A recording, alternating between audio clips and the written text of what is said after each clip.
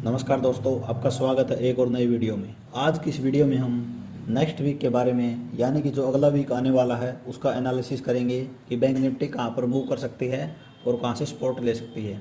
जैसा हमने पिछली वीडियो में बात की थी, यानी कि जो पिछले वीक को हमने बात की थी कि बैंक निफ्टी ऐसे चांस बना रही है कि वो गिर सकती है। चलिए आज की इस वीडियो को शुरू करते हैं। सबसे पहले डे टाइम फ्रेम पर शुरू करेंगे। अगर डे टाइम फ्रेम को हम ध्यान से देखेंगे तो सबसे पहले जो ऊपर का रेजिस्टेंस है ये तो बहुत ऊपर है, इसकी तो खैर बात ही छोड़ो। अब अगर बैंक निफ्टी देखो, जो पिछले वीक में इसने जो काम किया है, मैंने पहले ही बताया था कि अगर ये 45,000 या 44,000 के लेवल को तोड़ता है तो एक अच्छा फॉल देगा, और हमें देखिए यहाँ से एक अच्छा फॉल देखने को भी मिला है। लेकिन पिछले जो 3-4 दिनों में बैंक निफ्टी ने क्या किया है, बैंक निफ्टी देखना नीचे तो आया लेकिन सस्टेन नहीं कर पाया, नीचे फिर आया लेकिन सस्टेन नहीं कर पाया, क्योंकि बायर का जो वॉल्यूम है वो बहुत ज़्यादा दिख रहा है। लेकिन अगर हम सपोर्ट की बात करें, बैंक निफ्टी में एक बहुत ही ज़्यादा मजबूत सपोर्ट है, और जिस स्पोर्ट की मैं बात कर रहा हूँ वो स्पोर्ट है ये। अगर इस जोन को हम ध्यान से देखेंगे तो ये एक 100 पॉइंट का जोन है जो लगभग 43,400 से लेकर 43,500 के लेवल पर है, और यहीं से बैंक निफ्टी ने पिछली बार भी 1 से 1.5 महीने तक सपोर्ट लिया था, या यूँ कह लो कंसोलिडेट हुआ था।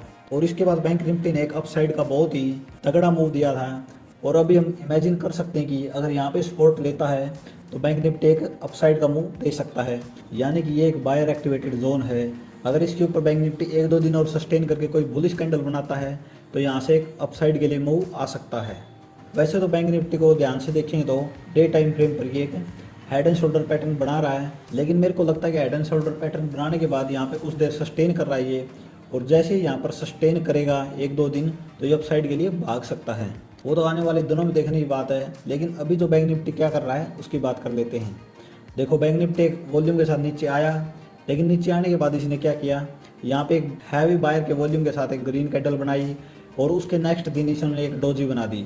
वैसे तो डोजी में सेलर का थोड़ा ज़्यादा वॉल्यूम नज़र आ रहा है जो आप नीचे भी दे सकते हैं, लेकिन उसके अगले दिन bank Nifty gap down open हुआ, और उसके बाद बायर ने फिर से कंट्रोल ले लिया, और यहाँ पे 2 से 3 दिन तक सस्टेन कर चुका है, और यहाँ पे पिछला भी सपोर्ट है, और अब भी यहाँ पर सपोर्ट ले रहा है, और उसके साथ यहाँ पर 43,500 का लेवल भी है। तो हम कंसीडर कर सकते हैं कि बैंक निफ्टी एक अपसाइड का मूव यहाँ से दे सकता है। या अगर यहाँ पर 1-2 दिन और सस्टेन करता है तो एक अपसाइड का मूव जो कि 45,000 या 44,000 के लेवल तक आ सकता है।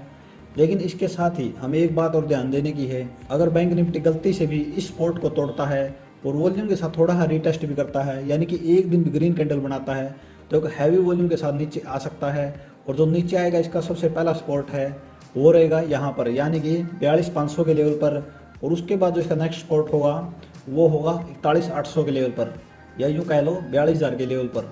और उसके बाद हमारा जो मार्केट है वो डाउनफॉल स्टार्ट कर देगा, लेकिन इसके चांस अभी काफ़ी कम लग रहे हैं, क्योंकि यहाँ पर एक हैवी सपोर्ट है और यहाँ से ऊपर जाने की कोशिश कर सकता है। अगर हम इसको 1 आवर टाइम फ्रेम पर देखेंगे तो आपको साफ नज़र आ जाएगा 1 आवर टाइम फ्रेम पर बैंक निफ्टी क्या कर रहा है। चलिए देखते हैं 1 आवर टाइम फ्रेम पर बैंक निफ्टी।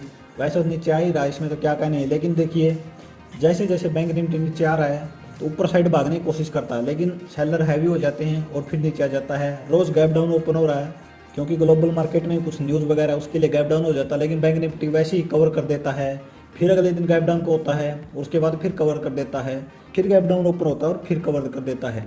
इसका साफ साफ मतलब ये हुआ कि हमारा मार्केट ऊपर जाना चाहता है, लेकिन जो ग्लोबल मार्केट में न्यूज़ है या कोई भी दिक्कत है उसकी वजह से गैप डाउन ओपन होता है और ऊपर भाग जाता है, और हमें यहाँ भी एक अच्छा सपोर्ट देखने को मिल रहा है। और अगर आप ध्यान से देखेंगे तो बैंक निफ्टी में 3 से 4 दिन लगातार से एक ट्रेंड लाइन फॉलो हो रही है, जो कि ये है।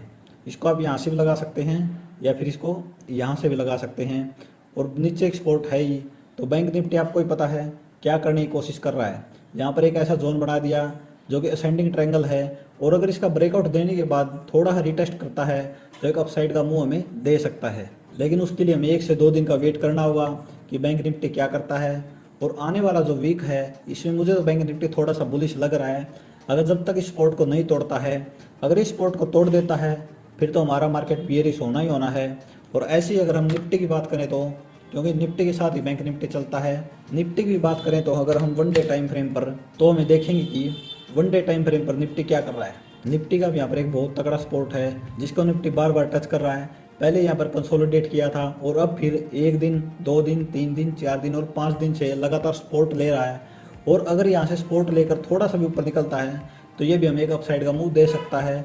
और यहाँ पर अगर हम बात करें, यहाँ पर डबल बॉटम भी बन सकता है। ये देखिए पहला स्पॉट, उसके बाद ऊपर गया और फिर से यहाँ से ऊपर भाग सकता है।